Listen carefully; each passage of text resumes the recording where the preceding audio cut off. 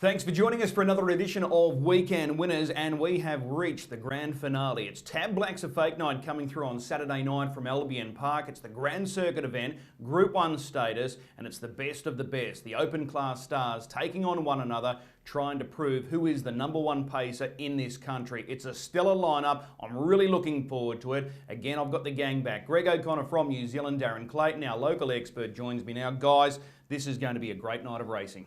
Yeah, it certainly is. Look, I can't wait to see the quality of horse flesh we're going to have here on Saturday night. I can't wait to see Darren's speed maps, because you need to know where these horses are going to land, and we know how hot the fence has been the entire carnival. In fact, in harness racing, if you're not on the markers, you have to be 2, 3 or 4 lengths better than your opposition to come wide and win. Yeah, last year, Darren, it was a major upset. Amazing Dream, SP'd at $61. Do you think there's a chance there might be a boil over? Current favourite is Spirit of St. Louis. I think there's every chance, Chris. I think the betting market across the field, the entire field, just shows the strength of the field, because there's some nice horses at big prices, and it'd be no surprise for any one of those horses, given the right trip, to win that race. So it's a great night of racing across the entire card, but that Black's a Fake, it's a cracker. 10 races, we start at 5:02. TAB have come to the party. We've got a quaddy jackpot. The jackpot amount is $110,000. The projected pool races 5, 6, 7 and 8, $500,000. So this is going to take in several of the Group 1 features, the Oaks, the Derby, the Blacks are Fake, and race number 7 is the Blacks are Fake Constellation, you could say. It's a high quality lineup. So they're the 4 quaddy legs, $500,000 that projected pool. This is going to entice punters to play tomorrow night. It's a star-studded lineup. Like I said, there's 4 Group 1 features, the Trotters Cup, plus the Oaks, the Derby, and the Blacks are Fake. The Blacks are Fake is the highlight, no doubt about it. It was morphed into the Blacks are Fake from the Winter Cup from the Queensland Pacing Championship back in 2012. Here's some names that have come up short trying to win this race. Tiger Tara, Lenny the Shark, Myfield Marshall, Smolder, Chris and Me smoking up for a reason. Copy that with Sharky. They're just a few horses that have come to Brisbane trying to win this race and have come up a little short. All right, Darren, who would win it if they all lined up against each other? Because I tell you what, that's a pretty hot field. That is a cracking field. Well, Myfield Marshall, he went close. So Tiger Tara, he probably copped a tough year when he tried to do it. So that is a great field of horses there. I'd be with the Iron Horse, Smolder. I mean, he could win from anywhere, and I think this carnival's shown that you have to be that good if you want to win from outside the leader or that sort of position. I'd be smoking up in that field. Smoking up, yeah. Well, if it was over a mile, I would be. Here's some betting stats as well. 4 favourites have been successful since 2012. 3 of those favourites have been odds on. The most recent King of Swing, when it was staged in the summer, when we had the pandemic a few years ago. 3 of those were odds on, like I mentioned. The only horse that wasn't odds on was Philadelphia Man, trained by Emma Stewart. Emma's got to run it tomorrow night and like a wildfire. Yeah, and he's the big talk horse. A lot of tipsters and form analysts are suggesting he'll be the one to move forward early in the race, potentially get the lead. Well, I'm not so convinced that's just a given. Yeah. Fastest ever Blacks are Fake, Colt 31, when he scored in 2019. Blistering time, 1:53.7 for 26.80. The slowest winner of the Blacks are Fake since it became the Blacks are Fake was the inaugural winner, Tearaway, back in 2012, 1:58.8. So who knows? Let's hope the weather gods are kind on Saturday night. We're going to take our first break. We'll come back and we'll look at all of the features, including the MCMULLEN. That's the first race we're going to preview. The first of our features on Saturday night is the MCMULLEN, named in honour of a great performer here at Albion Park for many, many years. And this is a Group 3 feature, and it's a real race for the up-and-comers, and it's drawn together an outstanding lineup for this year, 2022. Greg, Better Isolate is a horse that you absolutely love, but this is going to be a good test for him off the back row. It really is, and the carnivals prove that not many horses have been able to do it. I think he is capable of doing it. He probably needs a card into it. If he has to do it himself, I don't know that the flip of the coin odds is value, but I do think he's the best horse in the race. Hearing through that Classy Washington's come out, so that I know will change Darren's map in many respects, and maybe even his selections. With the favourite Better Isolate, They deliberately bypassed last week's 4-year-old championship. They were eyeing this race off. Matty Craven's made it public that, this is a race that he wants to win. He tried to win it last year, came up a little short. Is Better Isolate the horse to provide him with that victory? He's certainly good enough, as Greg said. He's got the class. Interesting that it has been a target race because under the conditions he was always going to draw poorly. He's one of the higher rated at 73. It's a 60 to 75, so he was always going to draw poorly. So I guess Matt knew that was the case. So to be bullish about wanting to come into this race, I guess he knows what he's got in his horse. His first 3 runs back down in Victoria, they were superb. His first up win was off the charts, and just got dealt with in that last run before he come up here. Won that Rising Sun Constellation up here, his first run. Like Greg said, he probably needs a card into the race. I don't think he can get forward and work. Where he gets that card on, I think it's off Saginaw, but I'm not 100%. I think Rockin' with Elvis probably pushes forward early. If Classy Washington does come out, that means 444 likely get the back of the early leader if My Ultimate Cobber tries to lead throughout, which I think is a distinct possibility. He's got to take his chance. That puts 444 in a great spot, and I originally thought Classy Washington was a really good chance in this race. His form has been super. That puts 444 now onto that peg run, and that might just see Rockin' with Elvis come over to sit outside Cobber. When you looked at this field earlier, did you think it was a fast front line? I didn't think it was an overly fast front line. I think perhaps the fly in the ointment a little bit is probably Woodley Diego, but he is stepping up in class here. He was really good winning the Marburg race. The Western Star did have an inside gate there, so you got to take that with a grain of salt as to where he gets here from wider out, but he's got great speed, and I think they'll take a good early look with him and try and get across. La Saffron probably not quick enough to get across. So am I. He's at big odds in this race, but he actually gets out pretty good. So he could certainly have a bit of an early look as well. So it's an interesting one. Yeah, Greg, are you going to tip Better Isolate? Yeah, I am. I think he'll win the race with the race pattern working out for him, and I think he's the horse. I just love the way he savaged the line the other night. When you consider the tough run that he had in Melbourne prior to coming here, there was a little bit of trepidation about how he'd come off that. He came off it and came off it with grand gusto. So, yep, he's clear top pick for me. I like Rockin' with Elvis. I think he'll be forward in the race. I think he'll be right in it. Then I gave a chance to Saginaw because I've seen plenty of him in New Zealand. He's a tough customer. He won't mind working in the race. Toss up then between My Ultimate Cobber and now the horse drawn directly behind him in 444. Yeah, I'm tipping Better Isolate as well. The other thing with Better Isolate that proved that he was on track for a good campaign up here was that trial against I Cast No Shadow in 49-1. So I think he'll come out of that last start victory with plenty of confidence. It's a target race. He came up short last year with Kowalski analysis. I think Better Isolate can go one better. So he's my on-top selection. 444 drops in grade. He took on Better Isolate last time out in that Constellation of the Rising Sun. Other chances, 11 Saginaw, and if Classy Washington comes out, Rockin' with Elvis is the other key runner. So I think the back row horses are clearly the class. Yeah, certainly, and I think Better Isolate now. I've got him on top if Classy Washington does come out. So Saginaw, he came out, I was speaking to one of the owners, Jamie Dernberger-Smith. When he bought this horse, he said to Jack Butler, he's a better horse than Deus Ex. Big call. It's taken him a while to really wind up, but he's had his issues. So I think he's right in this, and My Ultimate Cobber, and then 444. Okay, that's the JC McMullen. It's a Group 3 feature named after an icon here in Queensland, Hollywood John. So that is race number 2. Start time for that feature at 5:35. The Group 1 Pride's Easy Feed Queensland Trotters Cup is a good race. Last year won by Tough Monarch. He's back to defend his title, but he needs to lift on his unplaced effort last week in the Trotters Sprint. This is your domain, Greg, the Trotters. You love the Trotters. Who's going to win this race and why? Well, barrier draw-wise, it maps out beautifully. I reckon there's going to be a lot of speed early. Doff Your Cap, yes. Tough Monarch will come out with it.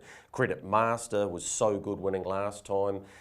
Who lands in front? Well, I was lucky enough to go out and spend some time with Jared Elshin a couple of days ago and saw big Doff Your Cap, and his head hasn't got any smaller since he's come across here, and I want it to be in front when they hit the line on Saturday night.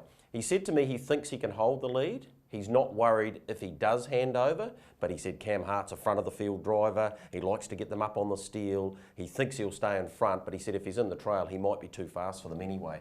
He wasn't quite right in the Darryl Alexander. Sectionally, he went really well, as good as anything in the race. In fact, I think he was #1 with stats coming out of that. And he came off 30 metres. He gave all these horses a start, the majority of them anyway. So I think he has a huge advantage from barrier 1. His mobile record since coming to Australia is outstanding. He's already finished second in the Aquagate Mile when he was only having his second start for Jared. And he said his work this week has been the best since he's been in Australia. Therefore, I think Doff Your Cap can win it. Tough Monarch's not going as well, and he's getting to the back end of his career. I spoke to Ricky about that. He said, look, I've nearly got him right. If it was another week or two, I reckon I'd just about win the race. So therefore, I can't have him winning. I think he'll place. Credit Master, yes, and Global Flight's rise has been so dramatic. That's the way I see it unfolding. Frontline draws, those horses on the speed, but Doff Your Cap #1. Okay, Darren, last week Credit Master was able to take out the sprint. He took a calculated gamble, Matty Craven. He elected to follow through behind Majestic Harry. Some thought he would lead, some thought he may hand over. He took the punt, went through on the inside, then used the sprint lane to score. Gate 3 this week, is he sort of left in a vulnerable position? Is he going to have to work at some point from that gate? Yeah, I think he is. I think it almost puts him in a little bit of no man's land because Tough Monarch will be wanting to kick up, and I can't see Credit Master being able to do the work and still be fighting on at the end. I think at some point he will need a breather. I mapped Doff Your Cap in front. I thought he had the speed to burrow through, keep them wide, and from the front I think he can lead all the way. I thought What's Up Majestic probably comes across, perhaps gives cover to Tough Monarch. Tough Monarch, we were talking about his mobile stats, 30 of 35 I think it was last week. He's tackled the 2100 mobile at Albion Park 3 times. He's won 2 of those. Track record win last year in this same race. So don't discount him, even though he is getting up now, 10-year-old, but I think he's going to be thereabouts. One that I thought might just give a little bit of cheek, drawn in on the fence, Wee Man Trouble. Really good off speed. His performance of late have been good. They're saving him for mobile runs. He looks to get the perfect trip here in behind Doff Your Cap, so he could just be a little bit of a cheeky knockout. But I think the way it works, I think Doff Your Cap in front, and I think he leads all the way. Okay, Greg, just on Credit Master, back in New Zealand, was he known for gate speed? Was he known for strength? What sort of game did he have over there? He's got speed. He's got a lot of high speed, and he showed that by winning the other night. But he did get the perfect run. His form was very indifferent in New Zealand because so many of the races were from a stand. Therefore, he often galloped and he was out of play.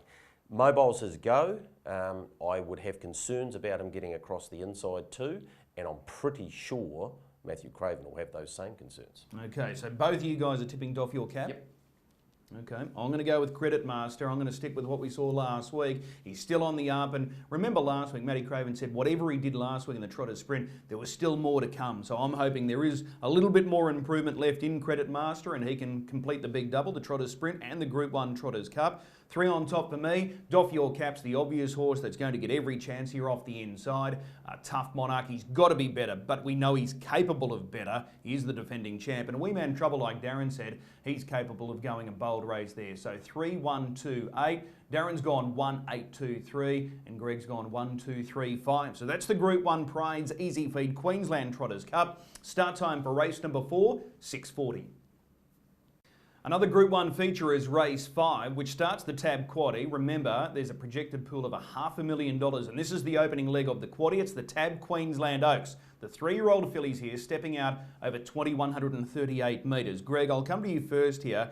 Most expecting this to be a race in 2 between Demore Vita and Steno. Do you see it that way, or is it a little bit more open? Look, I think what happens early might dictate exactly what you're saying there, whether it does become a race in 2. I expect Demore Vita to lead. I know you've spoken to Nathan Purdon this week, as have I.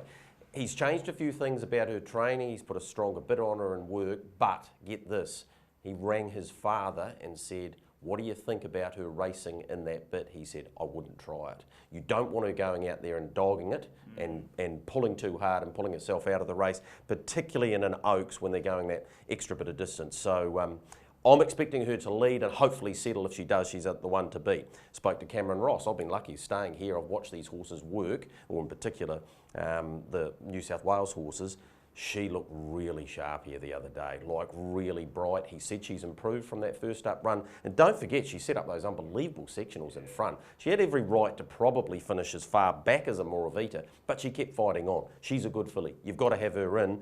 The interesting one you guys have got to tell me more about is Soho Historia, because you can only win, and I know it's been against lesser horses, but gee, she's been good. Well, she's unbeaten since joining the Emma Stewart stable, so she's the X factor because she's the fresh blood in the race. So she's a big query. Darren, just on this race, mapping it, Amore Vita, she's much better drawn in comparison to last week, so they've got to utilise that good gate. Steno's got to take a shot. These fillies might go to battle early here.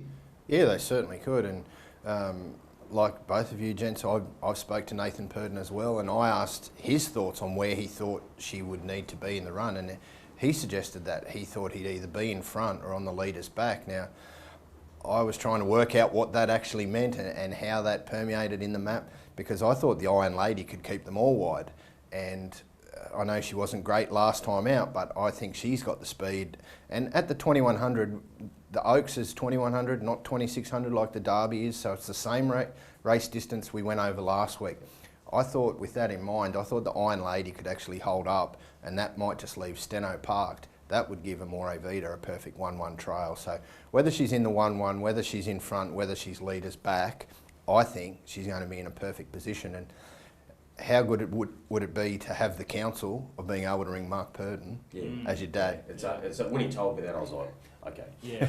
Just on that then, the Iron Lady, you've seen plenty of this filly race, Greg. Is she capable of holding up from the inside? Yeah, I think she is. The only thing again her a wee bit is she didn't really handle the track here last week.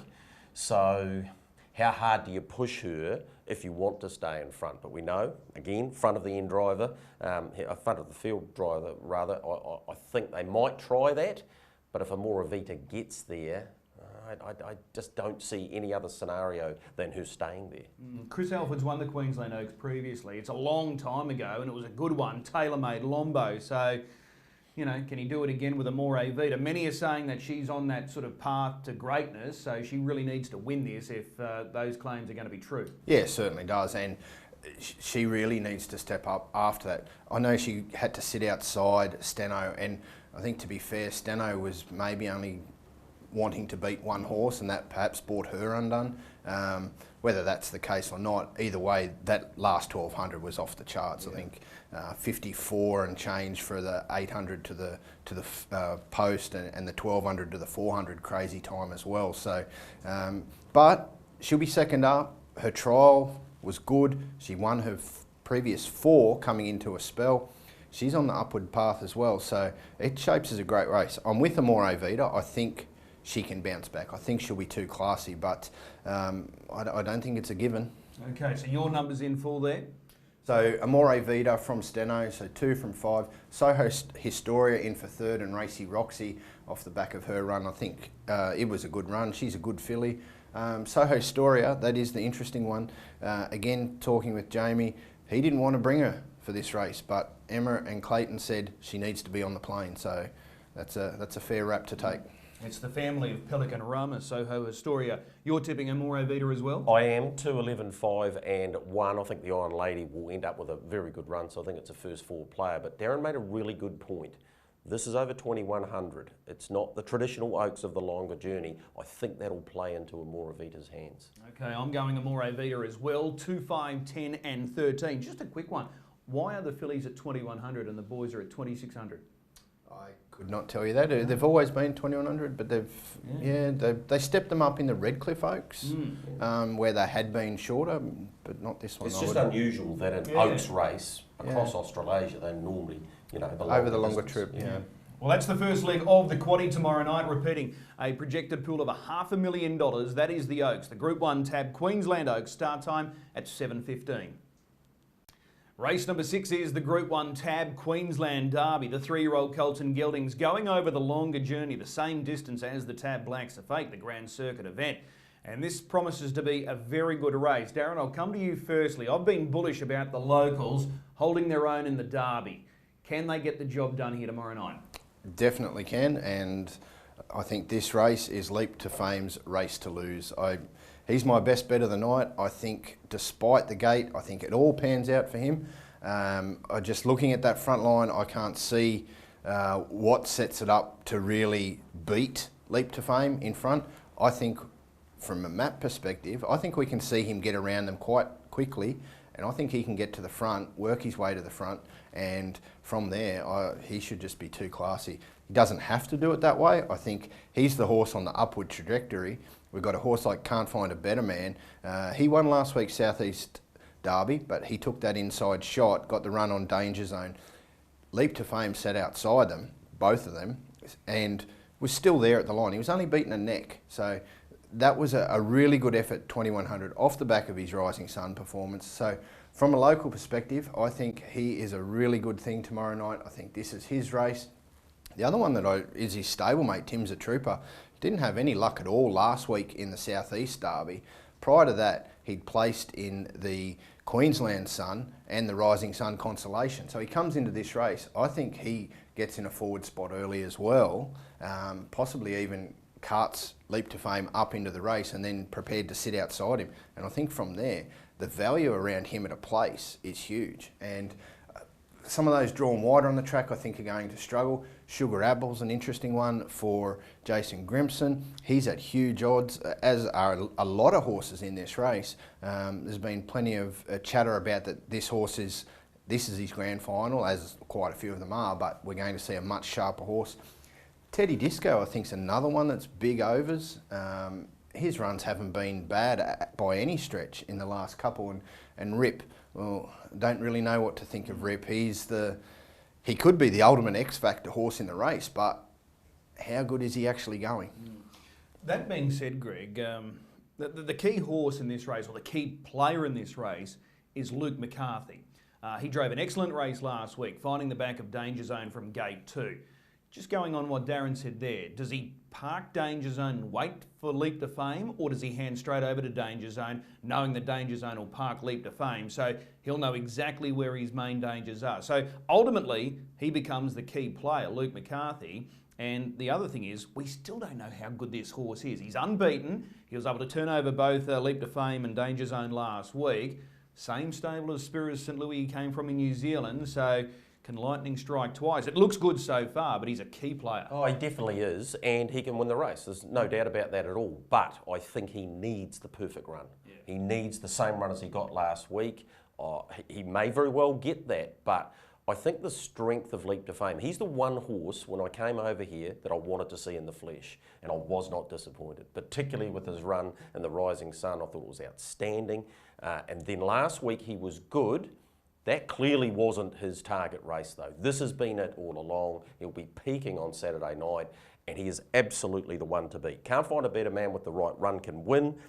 Danger Zone will be in the fight for a long way, so I give him a good chance. And Muscle Bart, I thought, was a top 4 player last week. He's got a much better draw this week, and therefore he's got a part to play in this too. Really good derby, but Leap to Fame's the horse that I think will come out of this 3-year-old year and be in all the Grand Circuit races going forward. Yeah, Greg makes a good point. Many of these are going to a distance that they haven't gone to previously. Leap to Fame's in that boat, but as we know, he proved with his victory in the New South Wales Derby, 2,400 metres, he just ran straight through the line. And put them away in, like, he was the one. The race could have been another 200, 400 metres, and he probably extends his margin. That's how dominant he was in that New South Wales Derby. It really is his grand final. I think this is the race that they've really honed in on. I think the fact that it took so long for an invitation for that Rising Sun to come through. He was only first up in that race. Effort was super.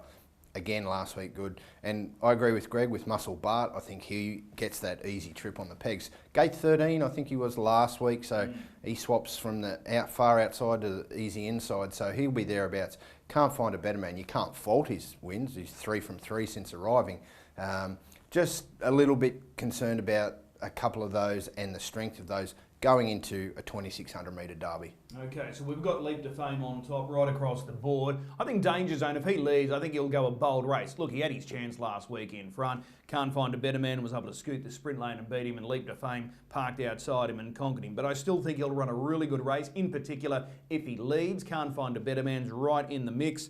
And number 12, Teddy Disco. He's a local, but as Darren said, he's got very good credentials, so he's right in the race. And just looking at this race, if we're all tipping Leap to Fame, this is a great race to play the exotics in. Yeah, I agree with you wholeheartedly with regard to that. Watched Rip's trial the other day. I know it's at a lesser level and that, gee, he savaged the line. He really impressed me. When he put his head down, man, can he fly. He's a big boy, isn't He's a big brute of a horse. And if they do happen to go to war up front and you know, Danger Zone wants to hold up and Leap to Fame has to work again, if Rip just sits out the back and just saved for one run, you know, there's nothing to say he can't power over the top. But yeah, he's just the big query, and like I said, he could be the big X factor. But Tim's a trooper, as I mentioned. He won the Redcliffe Derby a few runs back, so meeting basically the same type of field. So that's why I'm really keen on his place chances. Well, the last Queensland horse to win the Derby was Catch a Lefty. It was quite a few years ago now, so here's hoping that the locals can stand tall and take this feature tomorrow night. That's the Group 1 TAB Queensland Derby. It's race 6, 7:40 is start time. Well, this is the big one. This is the big Grand Circuit race. This is the absolute pinnacle of the carnival. It's the TAB Blacks Are Fake, named in honour of that great champion from years gone by. So this is going to be an intriguing race. Greg, there is so many questions that need to be answered. First and foremost, rather than talking about gate speed, we'll leave that to Darren. The decision by Greg Sugars to pick off Better Eclipse and partner 888, does that come as a big shock? Intriguing, shocked, yeah, absolutely I was, because I know what he thinks of Better Eclipse. He made it quite clear after he won last week the Garrard Sunshine Sprint that this horse could be anything. So I was surprised, but it adds to the permutations about what might happen at the start. What does that tell the punters? Will he try and hold up? When he's drawn inside, he's actually held his own.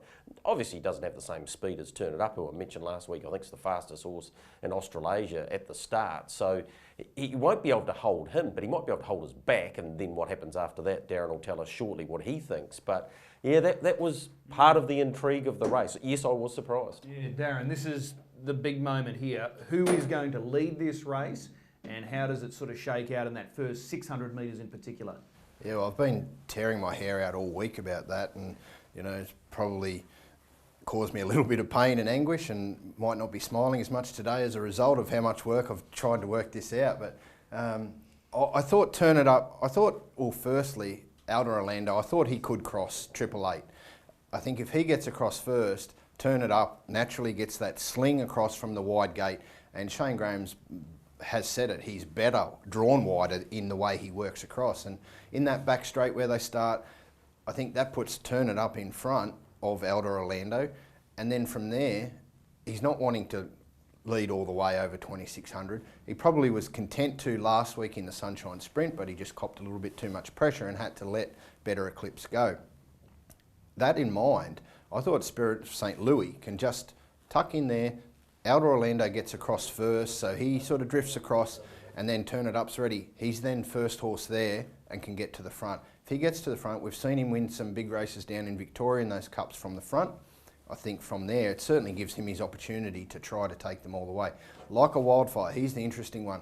Probably not suited ideally to sit outside the leader, but I think he has to go forward, and perhaps if he goes across with Turn It Up at the start, he might just be able to bully his way somewhere much closer to the action, and from there he's certainly going to be. I think Majestic Cruiser in the wash-up of all that possibly gets the 1-1, and from there he's going to be mighty hard to beat in this race. He is one that is on that upward trajectory as well coming into it, and from there I think you run on horses. It's take your pick who wants to lead them up, because it all comes down to that tempo. I think within probably, they start in that back straight. I think by the time we're at the bell, 600 metres around, I think positions are sorted and done and dusted for the next lap and a half. Okay, great. With Spirit of St. Louis, we've been saying that he's now taken the mantle as the best pacer in this country, not your country, but in Australia.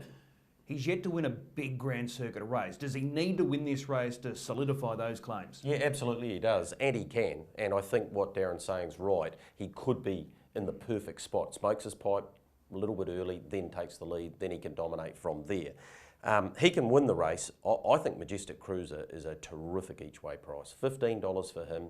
Went back over his stats past 2,200 metres, 10 starts, 6 wins, couple of seconds. He ran 5th in the Lucky Creed and 6th in the Inter-Dominion final. So the distance is his go. When he came to New Zealand, he sat 3 and then 4 wide in the race and nearly ran down Self Assured. Then he went to Alexandra Park, didn't handle the right-handed way of going the first week, came out the second week, came wide around that bend again, which I said to Darren the other day, we like going around Rockley, and he's got and picked up Self Assured. If Self Assured was in this race, he'd be favourite regardless of draw, probably. So I'm happy to have him each way. He's a massive chance, and Jason Grimson's made it quite clear this race has been the target. He's built towards it. He looked fantastic on the track during the week. I think he's very, very hard to beat. Yeah, this has been the target race. There's no doubt about it. It's been, you know, a lean and tough carnival for Jason Grimson, but I'm sure he'd be happy to walk away with a Blacks of Fake victory. Oh, definitely. You know, that's what he's come here to do, to not only have runners in the Group 1s, to win them. It's been lean, but he can win this. Okay. What are you selecting, Darren? I've got Spirit of St. Louis as my on-top selection. From a punting perspective, I don't want to be taking the short price of the $3, $3.20. I don't want to be around that. I think price-wise, I'm quite happy to go Max Shard again. I had him on top last week in the Sunshine Sprint. He finished 4th. He was the only runner wide off the track that made ground with the 1, 2, 3 on the fence. He's 2 from 2 at Albion Park over 2,600. Admittedly, they were stand starts, but same sort of distance now, 26.47 up to 26.80 here. He gets the right trip, I think, somewhere getting a card into this race, and if they're gasping for air late, he's one horse that will be fresh after that distance. Okay. The other one that we've got to talk about here is Like a Wildfire. He brings, you know, fresh blood into this race. First look at Albion Park and he's drawn out in gate 7. He looks great on paper. He's thrashed the reigning Inter-Dominion champ, Bonsell Benjamin. He's got recent victories over both 888 and Better Eclipse. But when you really break down those victories, has he been coming off fairly soft leads and then just blazing home in these 54 halves? So can we get a true guide on that or not? Oh, I think it's hard. It's hard to marry it up. You're right, the 54.6 last time, but he did it under his own steam too. He really savaged the line, but he should have, and he should be beating Bonsell Benjamin, who's not the same horse as he was for the Inter-Dominion in my opinion. So he should have won that race. If he finds the front, he can win it. Anywhere else, I'm not convinced. Okay, you're with Majestic Cruiser. I'm going to go with Spirit of St. Louis, but I'm sort of thinking along the same lines as Darren. I don't want to sort of invest at the price that he is right now. Probably looking to have a couple of spec bets on a couple of roughies there, but I'm going to go 3, 7, 4, 8. Darren's going 3, 11, 12 and 4, and Greg, you've got 4, 3, 7 and 8. That's the big one. That's the Group 1 TAB Blacks Are Fake. It's race number 8 on the program, and that is the last leg of the TAB Quaddie. So good luck if you are alive going into that final leg. Let's speak to a couple of drivers that are set to play a role at this meeting tomorrow night. Will Rickson and Nathan Dawson. Will Rickson's looking forward to Saturday night. It's the big grand finale of the 2022 TAB Constellations, and he's got a couple of very interesting drives, and he joins us now. Will, appreciate the time. No worries, Chris. Hey, if I put it to you, who would you like to drive in the Blacks Are Fake? Who would you nominate? Geez, it's tough. You know, every horse in it's, you know, deserves to be there, and I mean, it's hard to go past Spirit of St. Louis. I thought his run last week was back to his absolute best. I thought he hit the line so well. So, you know, he's probably the one you nearly got to lean towards. But, yeah, I think another horse from New South Wales, Zeus Bromax, a big smoky in the race. I think he's there's going to be a lot of speed on, and he might be one to come over the top. Yeah, absolutely. It's going to be a fascinating race. There's no doubt about it. Let's go through your 4 drives on Saturday night. Race 1, number 1. So you start the card with Captain Crusader. Last week in that 4-year-old championship, he was a real eye-catcher running 5th. Did that sort of signal that he's getting back to his best?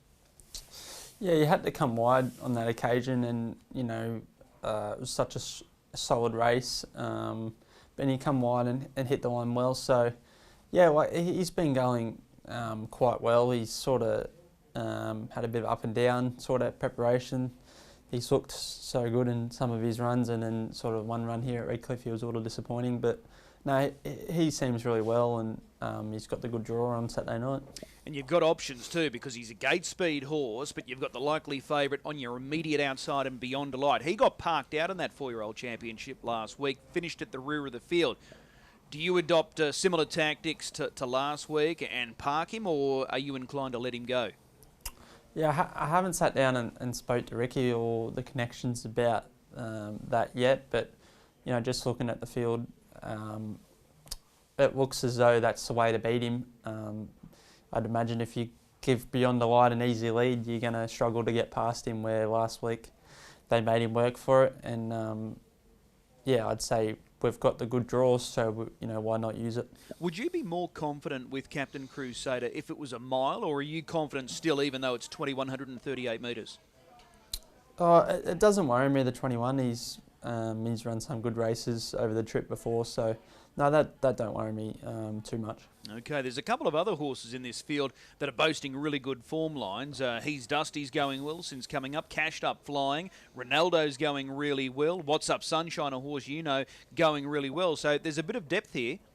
Yeah, it's a very strong race. I think Cashed Up's last few runs have been outstanding. Actually, he's been going really well, so he'll also be hard to beat. But it looks as though we've got the draw on them, so we'll have to try and use it, I'd imagine. All right. Let's go across to the Group 1 features now on Saturday night. You're driving in the Oaks, you're driving in the Derby. We'll start with the girls first in Race 5, the Queensland Oaks for 2022.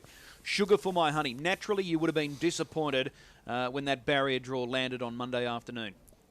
Yeah, I was. She was never going to be one of the favourite runners in the race, but she's actually going really good, this filly, and I love her. I got a lot of time for her, and her run last week, she got checked at a vital stage and actually ran over the line without getting any room, and was really unlucky. I think her own half was 54, and I said to Ricky, if she drew to get a good run next week, which is the Oaks this week, she'd earn money, and I was just hoping she'd get that good draw, and it didn't come, but she's she's definitely not out of the race. I thought if they run it upside down, she's a sort of half a strong sort of filly, so yeah, like if she could run in the top 5 or 6, we'd be stoked. Yeah. Looking back at that replay from last week, the pace was just frantic from the 1,200 metre mark. The leader got fired up, may have been hitting a wheel. Amore Vita started to over-race. Do you expect a really strong tempo again this week? I think Stano will have a crack at the start. I think, I can't see her going back from that draw. And, when she gets lit up, Stano, she's got pretty good gate speed. So I'd imagine Jack will aim her up early and try and get across. And I think that will make the lead time quick enough with Amore Vita to his inside. And, and then maybe a mid-race pressure with Cover Girl and a couple of the other fillies, which will want to get into the race at some stage. So, yeah, I wouldn't imagine it being a slowly run race. Carnival time's, strong. It brings out the best. And with a little bit more luck, though, for Sugar for My Honey, her Carnival could have been a lot better. She just either had bad draws or just no luck in running. Yeah, it's been good that she's won a couple of the undercard races, leading up to these races, and won them quite well. And yeah, she's definitely good enough to be in them, and she'd be good enough to feature in them if she had the right run. And it's just been a bit of a shame the way the draws have sort of worked out, but it's only a starting position, so hopefully she still goes well. Yeah, fingers crossed. It's a great thrill to be in a Group 1 Oaks, there's no doubt about it. What about the Derby, race number 6? You've picked up the drive here on My Alderman Chevron, so all of the Alderman horses drawn side by side, Johnny, Chevron, Ronnie, 5, 6 and 7. My Alderman Chevron, what do you make of this gate? It's nasty on paper. Yeah, no better than the Oaks draw. Yeah, it's not ideal. We would have probably liked a back row draw, to be honest, like a little sort of 8 or 9 draw might have suited him better. But there is speed on in this race for sure. Danger Zone and Mild Ronnie and Leap the Fame, and Can't Find a Better Man. There's definitely going to be speed on at some stage. So I'd say just looking at the race, we'll probably just go back and drive for luck. But his run last week was quite good. I think he had his own half in 54 again. So Yeah, he's going well, but it's just sort of hard to, seeing him getting into the race at some stage. Most of these are stepping up to the 13 furlongs for the first time. Do you have any issues with your guy running out a solid 2,600 metres?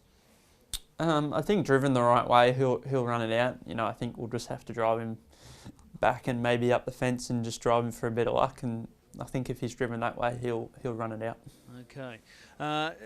Is Leap to Fame the horse to beat, or do you think Can't Find a Better Man because he's got that, kind draw in gate 2 is the horse to beat? No, Leap to Fame's the horse to beat. He's run to New South Wales and Rising Sun, and even last week have all been outstanding. And in my eyes, he's the horse to beat. But it's such a strong race. Obviously, Can't Find a Better Man went great last week, and I think My Ultimate Ronnie's a really good horse as well. The draw might hurt him a bit, but he's definitely right up there with them as well. Okay, so this is the finale of the TAB Constellations on Saturday night. Are you heading home straight after the weekend, or are you still here for a couple of more weeks? Ricky's still got a few horses up here, and maybe another week or two I might be here for. We'll just see what happens, but probably look to go home in another week or two, and look forward to getting back into it at home. But it's been great up here. Well, it's been great having you compete up here, so it's been a thrill. What's the other pick of your drives? Is it Captain Crusader on Saturday night because of gate 1? Yeah, it looks that way. He's got the obviously drawn a lot better than the other two, so he'd be my pick of my drives. Excellent. We'll really appreciate it. We'll see you trackside on Saturday night. Thanks, Chris. Dawson now joins us to go through his book of drives for Saturday night, and he's got a couple of key drives, including Teddy Disco in the Derby. We'll get to that race in just a moment, but he's sitting in the hot seat with us now. Nathan, appreciate the time. Good to be on, Chris. The first of your drives comes up in the listed Queen of Hearts, the race for the mares, and going back to last week, you really put the cat amongst the pigeons last week when you led off the arm with Rubies for Tash. Nobody saw that coming. No, you go back, hope, so, you roll the dice and see what happens and pay it off, but, we just weren't good enough in the end. Yeah, you gave her every chance. This week, she's got to overcome gate 8, the inside of the second row. Is that a help or a hindrance? Oh, it's probably good where she's drawn. She's on the fence to follow speed, so she won't be doing much, but I'm sure she'll be better this week than last week. She missed out on a few runs and hadn't had the best prep into it, so sure she'll be a bit better. All right. Let's go to the Group 1 Queensland Derby. Teddy Disco is your drive. You're the regular driver of Teddy Disco. Last week in the Burwood Stud Southeast Derby, he was more than okay. Yeah, he was good. We're very happy with him. He burned out early and, we found a spot, but they probably got home a little bit too quick for us. But, he wasn't far away and, he fought off a few good horses. Naturally, you would have been disappointed when the marbles fell on Monday afternoon. You probably were hoping for a soft, kind draw, but in the end, you've got gate 12. Yeah, it's not the best draw, If you had your chance, you'd take something else a bit better. But, I'm happy that it's stretched out to the 26, so that'll suit our horse down to the ground. Well, I was going to ask about that because many, I think, if not all, are going to the 2600 for the first time. That is certainly going to sort the men out from the boys. Yeah, it will. A lot of them haven't raced over that, and as my horse has proven, he's pretty tough and, he likes a bit of work. So, the 26 is right up our alley and I think it'll sort a lot of horses out. To your inside there at the start is Leap to Fame. Do you think Dixon will sit early or do you think he'll make a move fairly quickly? No, I reckon once they, find their spots, he'll probably, put him into the race. He's probably, the run of the race last week, even though he got rolled, he had to do all the work. But, I'm sure he's the one to beat. Just on that, would you be looking to try and track him forward or you just drive it as you see it? If he happened to, sit and wait, he'd be the good horse to follow into it late. But, I can't see him sitting back there and letting them dictate the terms. Okay, the other thing I wanted to ask about last week's derby with Teddy Disco, in the straight, My Ultimate Ronnie loomed up, and he's a pretty fair type in his own right, but you were able to fight him off. So that's a pleasing sign going into this gruelling test on Saturday night. Yeah, it is. That was one of the things we were most happy about. Ronnie had his shot at us up the straight, and we were able to hold him. So, if you're doing that, you're going pretty good. Yeah, absolutely. Race number 7 on Saturday night, crunch time. He's got a second row draw as well, gate 10. His run last week was really good. Yeah, he's actually going really good of late. We've been driving him a bit different. Trying to make him a little bit more versatile, and it seems to be paying off. So 26 is a little concern. He can get hot sometimes, but touch wood, he's been good lately. This race looks like it's going to generate a good tempo. Yeah, it does, and you know, we're going to need that. And I actually think he could be a bit of a smoky in the race. You know, he's going well, probably, you know, better than his form looks. And the fact that it's 26.80, obviously there's a few little reservations there, but on his current form, you're confident he can run it out? Yeah, if he settles, he'll run it out, no dramas at all. That's the only problem, but as I said, he's been good late, but you know, if there's a bit of pace on, it'll be even better. All right, I've got to ask, if you were to pick a horse to drive in the Blacks Are Fake, which one would you want to hitch your cart to? Yeah, I don't think you can go past Greg's horse drawn the 8. You know, he's done everything he's asked and he keeps stepping up, so you know, you'd always take him. Yep, okay, better eclipse for you there in the TAB Blacks Are Fake. We go across to race 9. Young Conqueror, this race looks fairly open to mine on paper. How do you see it? Yeah, it's an open race. I'm happy about Slip the Hundy being scratched. Makes it a bit easier and probably more fair. It would have started the favourite. But he's going well without a lot of luck. If he can get somewhere handy, he'll run a good race. Okay, do you plan on going forward at the start? Yeah, I think we'll roll the dice and see if we can find a spot up handy. You know, it's always hard to come from behind at Albion. Yeah, there's a number of horses in this race that are going well, but they're just needing that little bit of luck. And your guy, he fits that same mould, doesn't he? Yeah, he does. You know, once you get up into that grade, you know, they've all got a bit. So the horse that gets the best runs is generally the one that gets the jockeys. Okay, the last race. This is a good quality 2-year-old event. You're with Carter Grant again. He draws gate 2. Can he lead here early?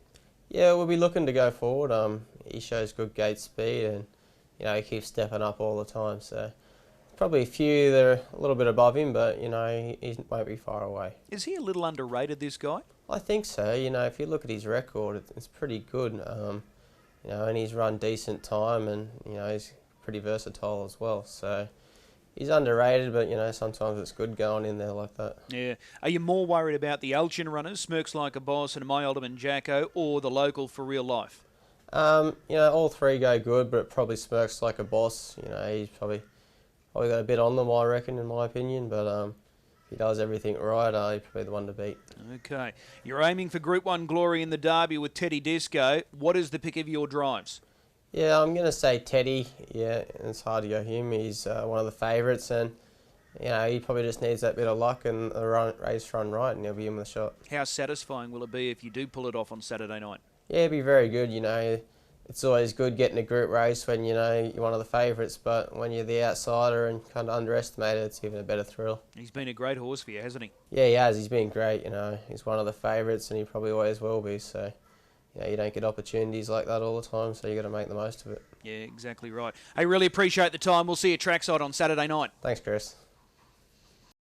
It's crunch time now. This is the time where we've got to label our best bets for this huge meeting on Saturday night at Albion Park, and more importantly, nominate our quaddie suggestions, because as we've been outlining throughout the show so far, there's a big projected pool and it is expected to reach $500,000. So Greg, you're up first. What is your best bet? How do we play the quaddie? Yeah, I'm really keen on Doffy Cap. I think he'll lead and win, and I think at $4 he's a great bet. So I'm happy to make him the best bet of the night. In terms of the quaddie, I think you either anchor a Moravita or you take 2 tickets and take another one with, excuse me, a string of them. The sore throat is as a result of the Calcutta last night that they turned over about 50,000, so it was a big old go. But yeah, I think that's the way to play it. Only need a couple in the Derby and then go wider in legs 3 and 4.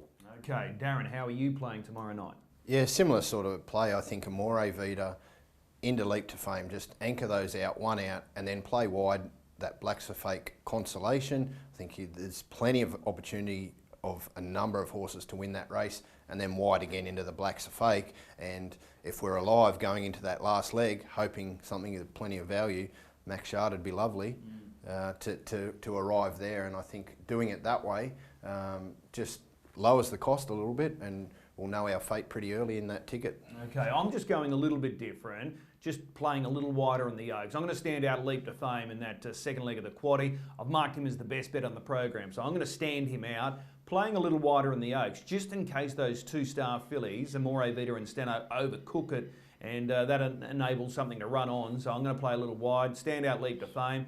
Played with a few numbers there in that 7th race, which is the consolation, you could say, and I'm playing wide in the Blacks Are Fake. I think it's really open. So they're our suggestions. They're our best bets for Saturday night's program. Remembering, if you are gambling, please do so responsibly. And with the quaddie, play to suit your own budget. You can take that for a percentage if you really want to. So that's our thoughts for tomorrow night. Let's get the thoughts now of Kate Butt. She won't be too far away, and she's going to come through with Butt's best bets.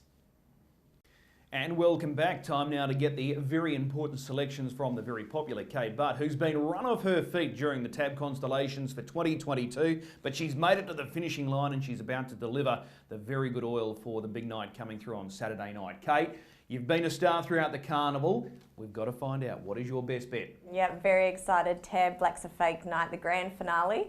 I am tipping race 3, number 7, Fairy Tinkerbell as my best bet. So Jack Callaghan takes the drive here.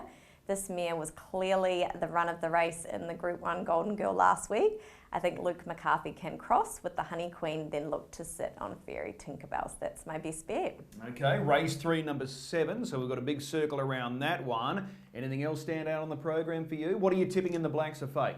Well, we've got our on-course trainer Jason Grimson here, and he's very happy with Majestic Cruiser, so I'm gonna go with him on top. Just a little bit of value there too. So okay, the Kiwis are reading into that form. Greg O'Connor was tipping Majestic Cruiser as well.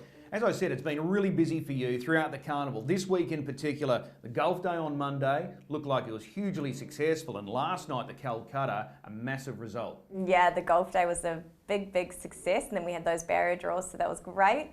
And then, yeah, Calcutta, there was so much money last night. There was people putting their hands up left, right and centre. So 35,000 in the pool. So very happy. It was a great night, and yeah, it was good atmosphere, and it was great to see a lot of people there. So it's here to stay, isn't it, the Calcutta? Yep, most definitely. Only can improve from there. Okay, really appreciate your time throughout the last couple of weeks with this segment. Really appreciate it. We'll see you trackside tomorrow night. Thanks, Chris. All the best. There's Kate Butt joining us, her best bet. Race 3, number 7, Fairy Tinkerbell. We'll take a quick break and be back with more in just a moment. Well, that's just about it for another edition of Weekend Winners, special Winter Carnival edition, the TAB Constellations. It's been outstanding 2022, and I'm sure tomorrow night is going to cap off a very good night. Greg, it's been an absolute pleasure having you over. Looking forward to seeing you over here next year, not only for the carnival, but for the Inter-Dominion as well. Look, it's been my pleasure not only be here for the carnival, but to sit with you blokes and have a yarn about a sport we all love, and we want to see the best horses win these races. I think the carnival's played out beautifully. I'm going to get some more Kiwi horses over here, because let's turn it into a true Trans-Tasman competition. Absolutely, Darren. This is going to be a real thrill tomorrow night. The Blacks Are Fake. This is our pinnacle event in the Sunshine State, and I think the best horse will come out on top. Yeah, certainly will. It's a great night all across the card, highlighted by that Grand Circuit Blacks Are Fake. So I've thoroughly enjoyed my time here, guys, so I'd offer my cap to both of you. Okay, nice play on words there, but really appreciate the efforts of Darren going through all those speed maps. It's a very tough job, in particular at this time of the year when you're trying to marry up all those form lines when they're coming from here, there and everywhere. So it's been an absolute pleasure of mine to work alongside Greg and Darren. Enjoy the night on Saturday night. It will be a ripper. 10 races, our first race, getting underway at 5:02.